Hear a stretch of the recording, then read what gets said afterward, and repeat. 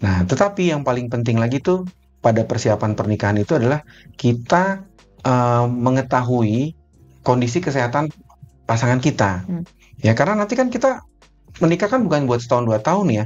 Jadi buat sampai, kalau bisa sampai Akhir akhir hayat gitu. Jadi wanita yang menstruasinya teratur itu relatif lebih subur. Kalau orang yang menstruasinya sakit, ya itu biasanya kan endometriosis. Nah, endometriosis itu obatnya hamil. Kalau keputihan itu sering berulang ya pada wanita itu, dia suka ada namanya ascending infection tuh, naik ke atas. Nah, kalau dia naik ke atas, dia nanti menginfeksi saluran telur. Akibatnya dia jadi Nah, ini menurut aku nyambung nggak sih dok sama seberapa penting sih pemeriksaan gizi pada pengantin? Ini maksudnya badan oke pasti kaitannya juga sama kalau ibu hamil pasti ada lila, ya nggak sih Iya. dok? Terus nanti anak-anaknya stunting. Ini gimana dok? Assalamualaikum warahmatullahi wabarakatuh. Halo sobat sehat semuanya, balik lagi di podcast Sehat Milik Semua.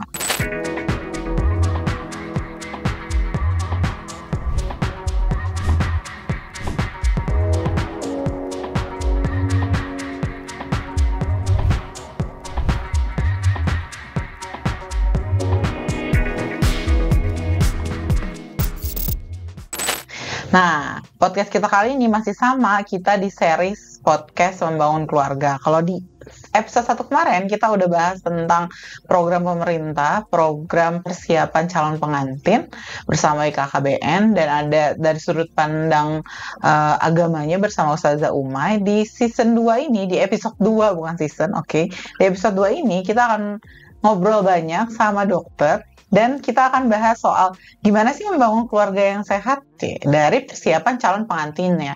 Oke, udah hadir bersama kita kali ini Dr. Adi. Nanti Dr. Adi akan kenalan lebih banyak soal kesehariannya gimana. Sobat sehat semuanya boleh siapin pertanyaan, walaupun nggak langsung dijawab, tapi boleh di mention di kolom komen di bawah. Dan jangan lupa nanti juga share konten ini untuk lebih banyak menebar manfaat. Oke, sekarang kita perkenalkan semuanya Sobat Sehat dan Dr. Adi. Dokter, silakan memperkenalkan dulu lebih dalam sama kesibukannya apa sih dok? Ya, baik, saya Dr. Adi Widodo, SPOG. Ada yang bilang SPOG itu spesialis orang gendut ya? Maksudnya dia, emang saya sehari-hari tuh yang ngurusin ibu-ibu hamil ya. Hamil. Terus kebetulan saya ngambil konsultan mengenai obstetrik ginekologi sosial ya. Jadi mudah-mudahan ilmu yang saya pelajari ini bisa kita manfaatkan sama-sama buat teman-teman semuanya. Ya? Iya, betul. Ini penting, sobat saya semua. Kenapa kita masukin sudut pandang Dr. Objin di episode 2 ini? Karena menurut kita akhirnya keluarga yang sehat juga harus secara real soal kesehatannya gitu ya dok. Nggak cuman akhirnya ya kita tentu ada tolak ukur. Kalau kemarin kita bahas sama BKKBN ada kesehatan mental juga, ada yang lain-lain, finansial, ekonomi gitu. Sekarang sehat in a real way-nya kayak gimana gitu. So makanya pertanyaan pertama aku adalah ini dok, yang menurut aku menarik banget kita bahas adalah sebenarnya tolak ukur membangun keluarga sehat dari sisi medis dan dokter Objinnya apa sih dok? Baik ya, jadi sebenarnya kan kalau tujuan utama menikah itu pasti pengen punya keturunan. Iya, harusnya ya dong. Ya kan? Nah, jadi kalau orang hamil itu biasanya pasti karena dia sehat. Ya, jadi kalau bisa kalau milih pasangan itu yang sehat. Nah, gitu. Jadi intinya ya, ini aku tolong sobat sehat jangan disebarin ke orang-orang anti child ya dok ya. Ya, soalnya ya benar, keluarga tuh harusnya kita secara agama ya akan nextnya for the next generation gitu ya dok ya. Betul. Maka tolak ukur utamanya ya itu harusnya gitu ya dok ya. Ya salah satu tolak ukur utama gitu ya dok. Nah akhirnya nih dok, menurut tadi tolak ukur yang mau kita omongin, apa sih kesehatan apa yang penting gitu? Apakah fokus pada persiapan pemeriksaan kesehatan pranikah atau apa nih dok? Atau nggak usah, nggak apa-apa kok gitu? Ya, memang jadi apa ya, kita kan selalu berpikir bahwa kalau membangun rumah tangga tuh cukup dengan 5 kata, CINTA gitu ya. Nggak bohong. Ya, tapi itu kenyataan nanti dalam perjalanan, kalau mungkin buat yang udah menikah lama ya, dalam perjalanan tuh pasti yang namanya cinta tuh akan berubah ya, jadi lebih ke arah komitmen. Nah, tetapi yang paling penting lagi tuh pada persiapan pernikahan itu adalah kita mengetahui kondisi kesehatan pasangan kita. Ya, karena nanti kan kita menikah kan bukan buat setahun 2 tahun ya. Jadi buat sampai, kalau bisa sampai Akhir hayat gitu. Nah ini makanya penting. Jadi kalau misalnya kita mau lihat itu, makanya kalau orang zaman dulu istilahnya sih bibit bebet sama bobot ya. Kalau zaman dulu kan masih dijodohin ya. Jadi yang mitigasi tuh nenek kita, orang tua yang nyariin gitu, yang melakukan penyelidikan dan penyidikan lah ibaratnya gitu. Tapi kalau sekarang kan ya generasi yang sekarang mereka lebih mandiri dan mencari sendiri. Nah, jadi kesehatan reproduksi itu ada dua ya. Pertama secara keseluruhannya dulu. Ya, jadi dalam arti apakah pasangan kita itu punya penyakit yang sifatnya herediter, maksudnya menurun. Turun-menurun gitu. Saya kayak keturunannya ada hipertensi, apakah dia ada keturunan diabetes mellitus ya. Karena kalau misalnya yang suaminya ada keturunan DM, ibunya ada keturunan DM, ini anaknya pasti lebih kental lagi nih, lebih besar lagi kemungkinan dia akan menderita juga keturunan diabetes gitu. Jadi pertama itu. Terus kedua, lihat juga nih pasangannya nih, selain dia punya, kalau faktor keturunan kan bisa, tapi jangan-jangan dia udah punya nih. Oh, jangan-jangan udah DM Udah gitu DM. ya, Dok? Padahal masih muda nih kan. Banyak sekarang, karena kan rata-rata sekarang anak-anak sekarang ya relatif lebih banyak pilihan makanan. Iya, benar dong. Ya, jadi banyak yang pada udah mulai nggak masalah, udah mulai overweight gitu. Jadi kita perlu cek juga tuh, apakah ada kencing manis atau tidak pada pasangannya. Terus ada nggak penyakit menahun yang lain?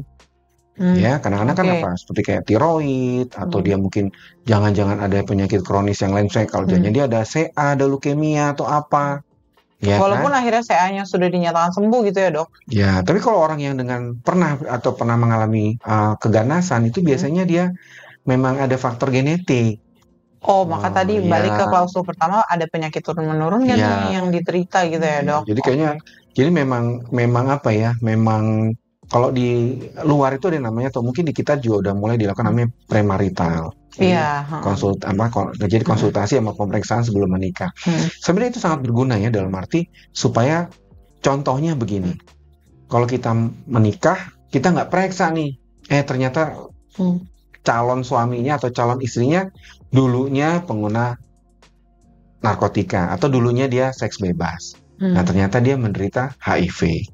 Nah, itu kan kita nggak tahu. Tapi kalau udah menikah kan semuanya kan udah nggak bisa, karena menikah itu kan nggak semudah kayak kita main rumah-rumahan ya. Apa ya, udah selesai langsung bubar gitu. Sana pulang-pulang, nggak mungkin begitu. Nah, jadi itu ada beberapa kondisi kesehatan yang memang harus diperiksa. Ya, jadi kayak penyakit hubungan seksual kita cek, terus kayak penyakit yang seperti kayak kencing manis, diabetes, tiroid, atau dia punya riwayat TB. Nah, kita harus tahu juga nih kalau dia ada sakit TBC, udah sembuh atau belum, atau dia drop out pengobatannya, karena orang TBC itu biasanya kan nggak kelihatan juga, cuma mungkin langsing aja gitu. Langsing lagi dicari lagi zaman sekarang. Lagi langsung bagus gitu kan. Jadi ya maksudnya memangnya bagusnya sih begitu ya. Selain itu mungkin kalau orang perempuan biasanya menstruasi ya. Jadi menstruasi itu juga kalau misalnya ya memang sih kalau orang laki nggak mungkin ya nanyain menstruasi. Tapi supaya nggak ngerti juga nggak sih, Dok? Enggak sih. Karena kalau anak orang sekarang suka ngerti ya, Dok. Kita nanya mens ya dijawab tuh, karena dia lagi ngitung masa subur tuh. Iya, benar, Dok. Jadi wanita yang menstruasinya teratur itu relatif lebih subur. Ya, karena kalau misalnya dia menstruasinya dia 14 tapi hari. Tunggu, Dok, feeling motong nih. Pernyataan ini kudu di-highlight lebih besar. Wanita yang menstruasinya teratur relatif lebih subur. Betul. Tapi nggak pasti subur juga ternyata ya, Dok? Nggak juga, tapi dalam arti begini, 14 hari sebelum menstruasi itu keluar sel telur. Oke. Nah, jadi kalau seorang wanita dia mens, berarti 14 hari sebelumnya itu adalah masa suburnya dia. Makanya jadi kata-kata wanita yang menstruasinya teratur setiap bulan relatif lebih subur daripada wanita yang menstruasinya 2 bulan sekali atau 3 bulan sekali. Kan kalau dia 2 bulan berarti hanya 2 bulan sekali dia ada sel telurnya itu ya, Dok. Oke. Ya, tapi memang satu lagi mengenai nyeri haid ya. Jadi kalau misalnya untuk yang perempuan kalau dia mau nikah, kalau misalnya nyeri haidnya dari dulu dia sakit haidnya, itu nggak apa-apa. Tapi kalau dulunya nggak sakit, pas menikah sakit, nggak, misalnya gini, SD nggak sakit, SMP nggak sakit, terus waktu kuliah, Dok, kalau saya sekarang menstruasi jadi sakit. Oh gitu. Atau menstruasinya dulunya bisa sekolah, bisa kuliah, tapi sekarang kalau menstruasi harus minum obat, harus tiduran. Jadi ada peningkatan intensitas rasa sakit. Nah itu ada baiknya diperiksa juga. Oh gitu, Dok. Karena tuh biasanya ada penyakit tuh, itu namanya dysmenorrhea yang sekunder. Oh gitu. Nah, itu jadi Nih oh gitu, Vili menggambarkan situasi nggak dok? Soalnya iya, terkait ini ya dok, apa sih si sakit pada haid ada 2 pertanyaan nih dok. iya. Yang pertama, apakah benar? Ini mitos Mm-mm. atau fakta? Mm-mm. Kalau misalnya yang biasanya dari dulu sakit, pas menikah bisa jadi nggak sakit, karena jalan haidnya udah. Karena harus kayak Sebenarnya ngomong gitu. nggak gitu. Jadi depannya gini, kalau orang yang menstruasinya sakit, ya itu biasanya kan endometriosis. Nah, endometriosis itu obatnya hamil. Oh justru obatnya tuh Hamil. Karena hamil. endometriosis itu kan asalnya dari darah haid. Jadi kalau misalnya seorang wanita tuh hamil, dia kan 9 bulan nggak haid. Iya. Nah, jadi makanya kalau misalnya ada orang, ya, dok saya haidnya sakit, udah sana nikah. Soalnya Iya. kalau dia nikah, dia hamil, dia sembuh penyakitnya. Cuma yang jadi Tapi masalah, pas haid lagi sakit lagi dong dok. biasanya enggak. Oh biasanya enggak. Dia langsung pulih tuh setelah kalau dia Oh, misalnya. oke. Makanya orang zaman dulu tuh jarang yang ada endometriosis, ada kisah segala macam. Karena apa? Begitu nikah Iya, nah, langsung hamil. Hah. Udah gitu nyusuinnya 2 tahun. Iya. Lagi nyusuin kan nggak mens. Iya betul. Nah, begitu selesai 2 tahun diisi lagi Iya, suaminya. punya anak. Udah gitu anaknya banyak lagi. Iya. Akhirnya jadi dia paparan dari hormon estrogennya itu sama organ reproduksinya relatif lebih sedikit. Oke. Gitu. Nah, jadi balik lagi tadi yang mengenai nyeri haid itu. Jadi kalau nyeri haid yang patologis itu ada baiknya kalau misalnya mau nikah itu baru diperiksa. Tapi kalau nyeri haidnya biasa, maksudnya dari dulu emang sakit, ya, itu memang udah setelannya kayak begitu. Terus yang kedua juga masalah keputihan.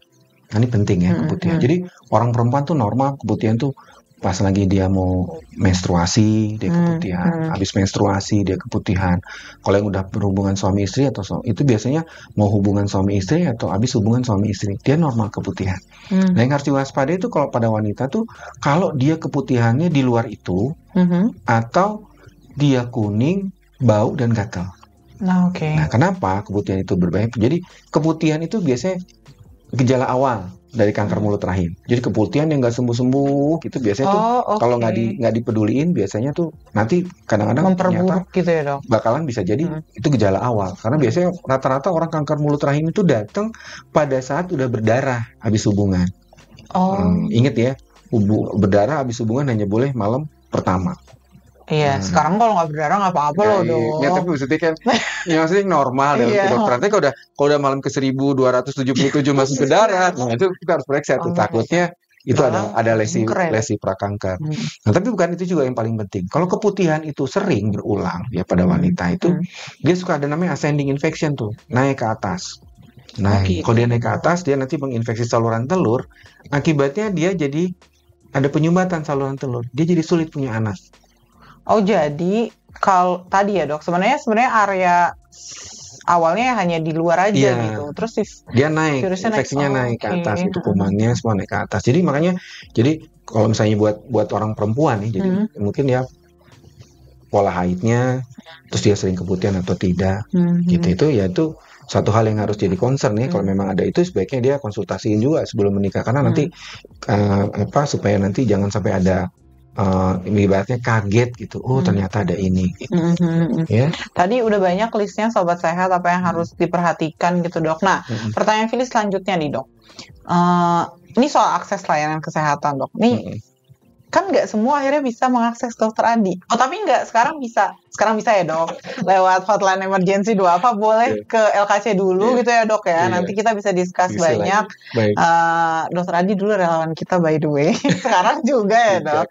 Nah maksud Fili, apakah gejala-gejala tadi bisa jadi tolak ukur sebenarnya orang nggak harus ke dokter juga gitu dok?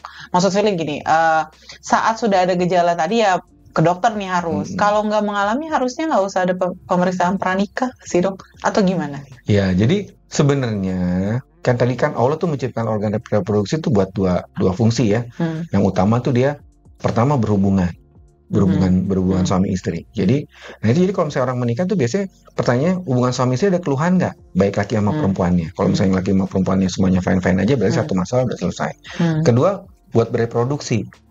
Nah, kalaupun seandainya umpamanya kita mempunyai keterbatasan daya untuk melakukan premarital screening untuk melihat organ reproduksinya itu, kita bisa jadi patokan adalah kalau suatu pasangan itu dia udah menikah selama setahun, dia rutin berhubungan minimal ya seminggu 2 kali rutin selama 1 tahun, dia nggak bisa hamil, nah itu berarti udah masuk infertilitas. Oh, berarti Nah, baru dia harusnya harus ada cari, masalah baru dia gitu ya harus dok? cari pertolongan. Oh, Maksudnya minta bantuan untuk tenaga kesehatan untuk melihat apa penyebab sampai dia nggak hamil. Karena secara apa ya, secara ibaratnya sunatullahnya gitu, kalau hmm. laki sama perempuan berhubungan suami istri itu dalam waktu 1 tahun tuh 90% akan hamil. Oh gitu. Nah, yang 10% nih, yang infertility, Oke. gitu. Cuma kalau misalnya, dok, saya sama suami saya 2 minggu di luar kota, seminggu di Jakarta, gitu. Udah 2 tahun nikah, ya harus Iya, setahun dulu iya. deh itu Iya, dijalanin. itu sih ada masalah jarak sebenarnya Iya, LDM ya dok. LDR gitu ya. Itu Oke, bisa oke, juga oke. sih tuh, kalau itu lahirnya di download. Iya, iya. Oke, Iya. oke. Berarti harusnya tolak ukurnya kalau tadi ya dok, checklist awal yang tadi kita udah sebutin di awal nggak ada masalah, dan akhirnya menikah gitu kan ya dok. Oh saya sehat nih, suami saya juga sehat. Kan secara orang tua kamu DM itu masih bisa ditanyain kan dok. Ya dok, PTM mah informasinya udah di mana-mana nih sekarang ya kan dok. Siap. Ya terus nggak gendut misalnya, nggak apa lagi, ada checklist yang bisa kelihatan. Kurus sekali juga loh. Oh iya, kurus sekali kita bahas setelah ini dok ya. Baik laki sama perempuan kurus sekali juga. Iya, itu juga problem. Tolong Heri garis bawahi. Nah, terus berarti dia menikah nih setahun, terus nggak hamil, maka itu warning sistemnya gitu ya dok ya. Maka coba ke pihak-pihak yang lebih mengerti nih situasinya gitu ya dok. Nah, satu lagi gini, buat yang perempuan nih kalau nyari calon suami yang laki ya, yang selain yang harus sholat subuh sama sholat isya berjamaah. Oh iya dok, itu penting dok. Yang kedua, masalah merokok. Jadi rokok itu berpengaruh sama kesuburannya pria.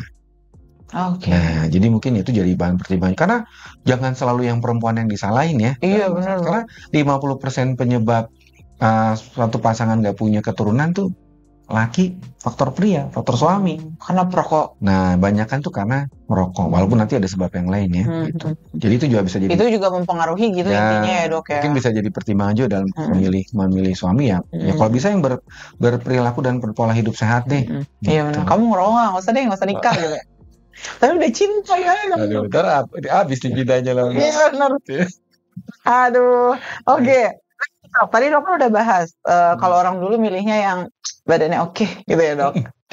Nah ini menurut aku nyambung nggak sih dok sama seberapa penting sih pemeriksaan gizi pada pengantin? Ini maksudnya badannya oke pasti kaitannya juga sama kalau ibu hamil pasti ada lila ya nggak sih dok? Terus nanti anak-anaknya stunting. Ini gimana dok? Emang ya, jadi memang ada tren, jadi remaja putri tuh dia harus kurus gitu ya. Sebenarnya sih bukannya kurus, penting harusnya sehat ya. Jadi kita bisa punya hitungan kasar tuh kan, tinggi badan dikurang 110 gitu. Nah, itu jangan kurang dari 30%. Dari tinggi badan dikurang 110 kurang lebihnya gitu ya. Nah, itu kalau dia kurang dari 30% tuh dia berarti underweight tuh, terlalu kurus gitu. Nah, karena memang jadi satu lagi masalah tuh pola gizi makan anak-anak ya. Jadi kita lihat bahwa anak sekarang walaupun makanan itu banyak kan sih makanan yang enak, bukan yang sehat.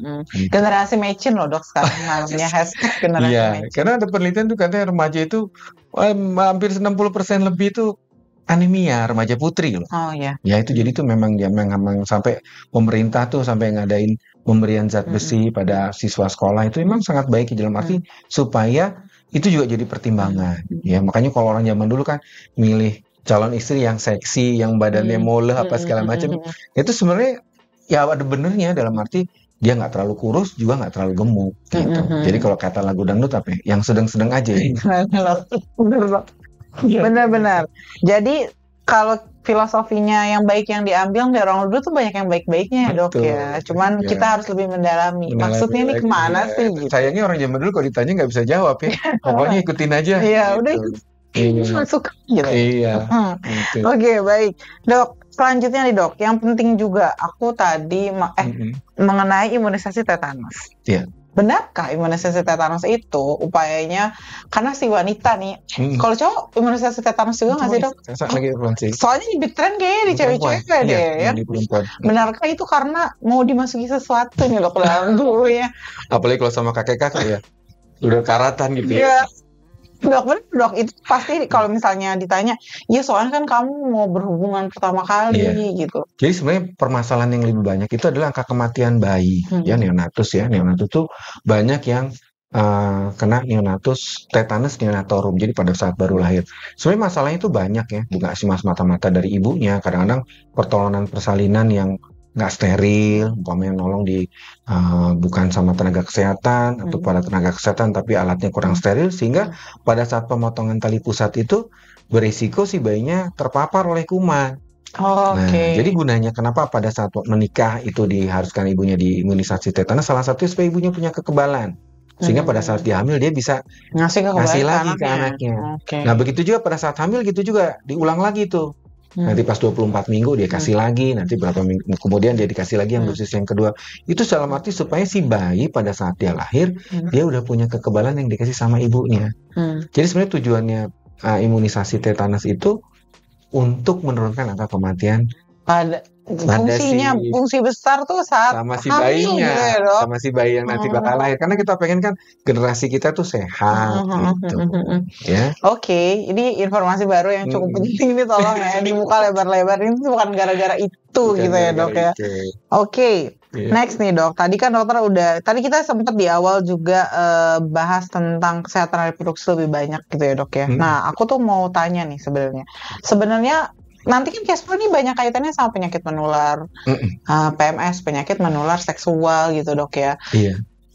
Ada pernyataan, ini bener nggak pernyataan aku? Akhirnya kita kalau misalnya pasangan kita udah punya penyakit menular seksual ya, Dok.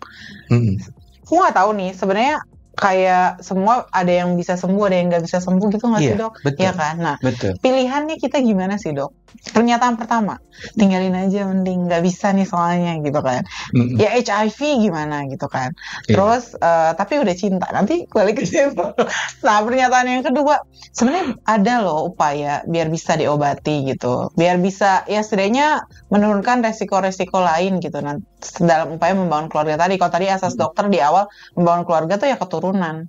Itu gimana, Dok? Dua pernyataan ini, mau yang satu atau yang dua nih kita saat ketemu yang kayak gitu? Jadi pertama memang ya kita niatnya nikah tuh buat apa gitu, itu satu ya. Dan itu harus dipahami bahwa pernikahan itu kan bukan buat setahun 2 tahun ya, buat jangka panjang ya.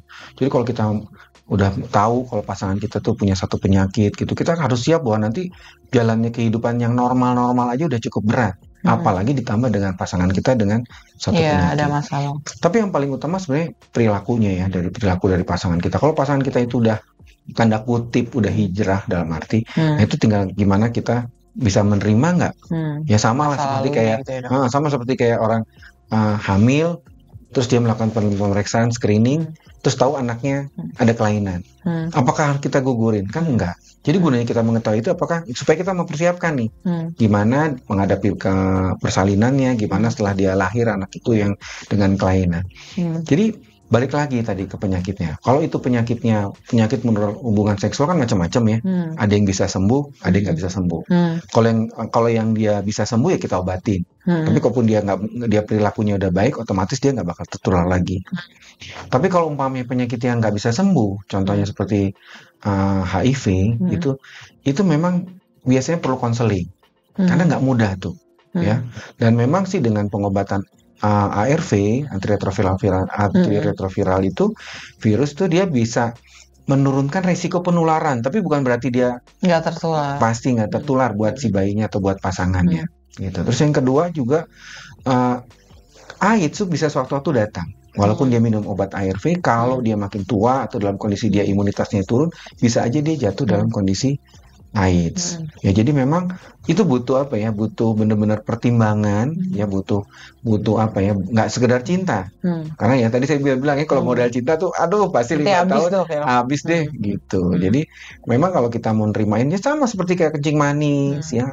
Nanti calon suami umpamanya udah menderita kencing manis, siap nggak? Karena orang kencing manis itu biasanya ntar ada komplikasi nanti di mata. Berarti selain PMS yang penyakit menular seksual, penyakit tidak menular harusnya jadi concern gitu ya, Dok, hipertensi sekarang. Umpamanya dari awal ada hipertensi kan nanti siap nggak ternyata begitu nikah suaminya cepat marah ya. Kalau hipertensi kan kepalanya pusing, cepat marah. Atau kan nanti cepatlah tiba-tiba ada komplikasi yang lain. Gitu. Itu memang harus jadi pertimbangan. Memang orang tua kita tuh benar ya dalam arti yang namanya bibit-bibit itu ya kalau bisa sih kita nyari pasangan yang sehat.